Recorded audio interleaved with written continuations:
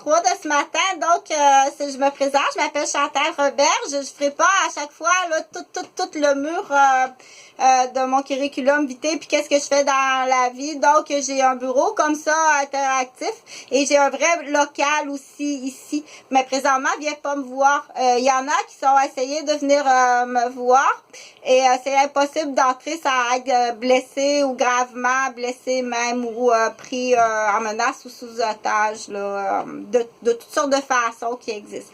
Donc, je veux parler de qu'est-ce qu'il appelle la savate.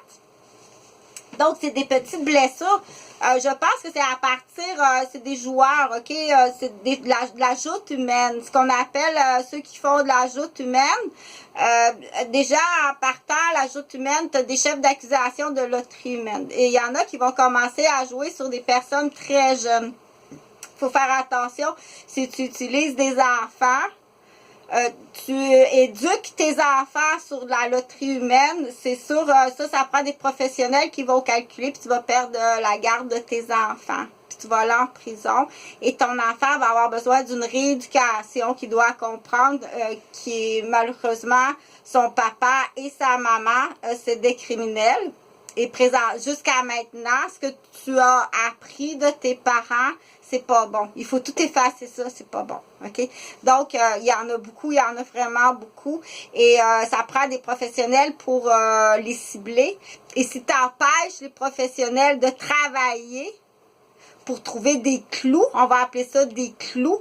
Si tu empêches les professionnels de trouver une planche pleine de trous, bonjour, M. Tremblay. À ce moment-là, je répète, si tu empêches les professionnels de trouver une planche pleine de clous, si tu empêches les professionnels, après ça, une fois qu'ils ont trouvé la planche pleine de clous, d'enlever les clous puis de réparer la planche, il y a des actes criminels à ça qu'on va dire tu es associé au directeur, au contremaître qui fabrique les clous, les planches pleines de clous. Donc, il faut parler comme ça, oui, ça en prend du figuratif, des objets figuratifs pour comprendre. Il faut, dans certaines situations, faut le comprendre concrètement. Et après ça, on l'applique en théorie. C'est pas mal tout le temps concrètement. Là. Si tu n'as jamais vu un clou, quelqu'un qui a jamais vu un clou de sa vie, puis que tu lui expliques ça, il y a le mot principal de la phrase qu'il ne connaît pas. Donc, si je dis un statum, donc il a mis des statums. Tu as trouvé une planche pleine de statums. Là, tu empêches les professionnels d'enlever les statums. À ce moment-là, si il y a un mot que tu connais pas qui est statum, c'est impossible d'avoir une référence, de dire mais de quoi que Chantal parle. Si tu sais quoi c'est un statum quand tu connais pas un mot. Si tu connais pas le mot puis tu le cherches dans le dictionnaire puis qu'il n'y a pas d'image, t'es pas sûr de la lecture que tu fais dans le dictionnaire de la définition d'un statum. Parce qu'encore là, dans la définition, il y a 3 autres mots que tu connais pas. Mais pas la personne en échec. C'est le cerveau est tout à fait normal comme ça. Donc, pour savoir c'est quoi un statum, ça prend le premier dictionnaire avec des images et puis la définition très facile. Ou quelqu'un qui va te l'expliquer très facile. Ça, là, qu'est-ce que je te dis là, présentement? J'ai parlé d'une planche avec des clous.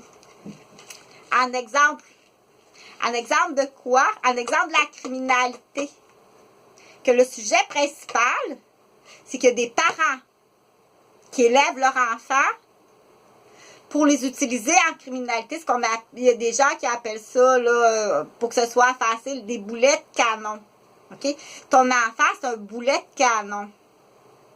Puis il y en a beaucoup des gris. Il y a beaucoup des blancs, puis il y a beaucoup des gris dans les boulets de canon au Québec. Boulet, c'est ça le nom? Boulet ou boulette?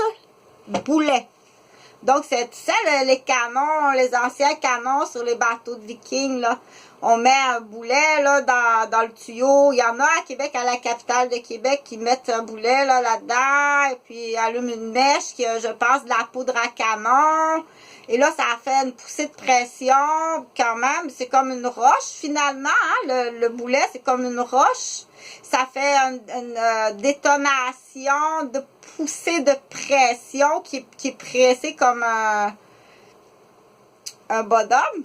À peu près le même principe, mais avec une poussée de pression ou un presto quand on fait cuire les betteraves dans le presto.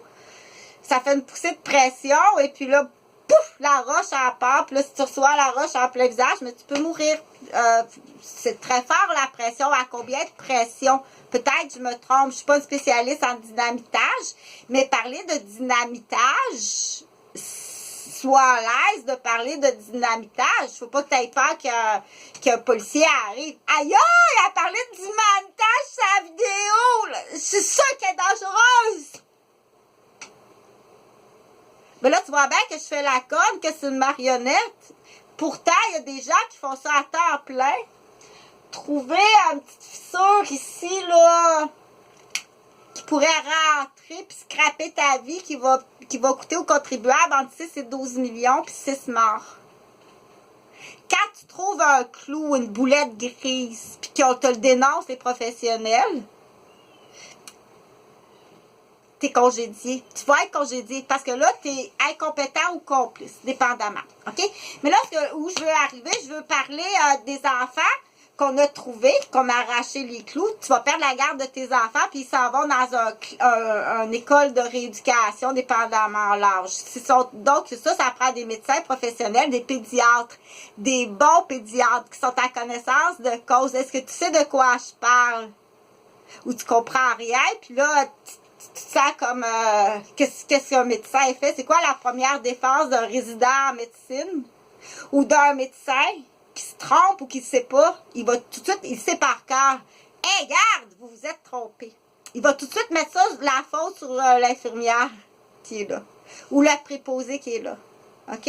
Il apprend ça dans ses cours. Il va tout de suite faire ça, le médecin ou le résident. Je me suis pas trompée. L'infirmière s'est pas trompée. OK? Sois honnête en tant que résident, parce que si tu te trompes là après ça, ou en tant que médecin, si tu te trompes là, tu vas te tromper d'autres fois dans ta carrière de médecin. T'es pas bon. T'es pas un bon médecin, OK? Va-t'en. Va pratiquer au Panama. On dit ça même, je dirais. Pourquoi? C'est pas une expression. Là, ça fait beaucoup de parenthèses, mais c'est de la mathématique quantique. C'est justement ce qu'on appelle de l'algèbre. OK? C'est beaucoup des fois, il faut que tu sois capable. Ça, c'est pas du coq à l'âne. Des fois, j'en fais. Quand je fais du coq à l'âne, c'est plutôt énumérer un index comme dans un livre. Mais là, c'est pas du coq à l'âne, là, c'est de l'algèbre verbale. C'est pas de la mathématique quantique non plus. Donc, je te parle de la criminalité. Je t'ai donné l'exemple de parents criminels qui élèvent leur enfant. Puis, je t'ai donné l'exemple pour que tu t'en souviennes quand tu verras une planche à quelque part sur un terrain rempli de clous.